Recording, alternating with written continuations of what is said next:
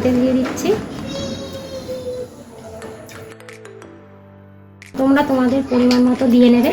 এখানে আমি দুটো কাঁচা পেঁয়াজ নিয়েছি, পেঁয়াজগুলোকে ভালো করে কুচি করে নিয়েছি এরকম লম্বা লম্বা করে। এখানে আমি কাঁকড়ার ঘিলু অনেকটা পরিমাণে রেখে দিয়েছিলাম, একসঙ্গে কাঁকড়ার ঘিলুটা দিয়ে দিচ্ছি। লঙ্কা কুচি, কাঁচা লঙ্কা ভালো করে 3-4টে কাঁচা লঙ্কা কুচি করে নিয়েছি। পরিমাণ মতো হলুদ দিয়ে দিচ্ছি, স্বাদ মতো লবণ। তোমরা তোমাদের স্বাদ অনুযায়ী লবণটা দিয়ে নেবে, কম বেশি।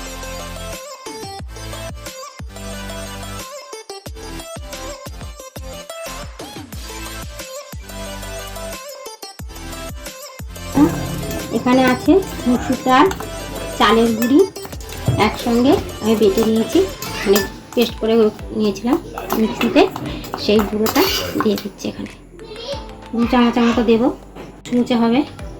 আর ডালের গুঁড়োটা অবশ্যই দেওয়ার চেষ্টা করব।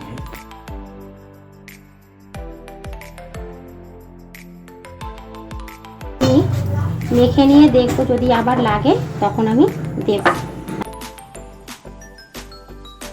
মনে হচ্ছে লাগবে না।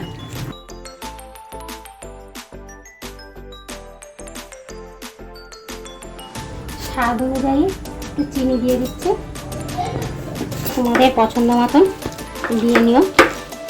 দেখো বন্ধুরা, আর লাগবে না, আমি এইভাবেই সব ভালো উপকরণগুলো একসঙ্গে ভালো করে মেখে নেব।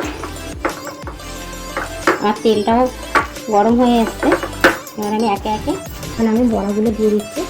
তেলটা হালকা হালকা গরম হয়ে এসছে। তোমরা তোমাদের পছন্দ অনুযায়ী শেপ দিয়ে নিও, আমি এরকমভাবে বানিয়ে নিচ্ছি।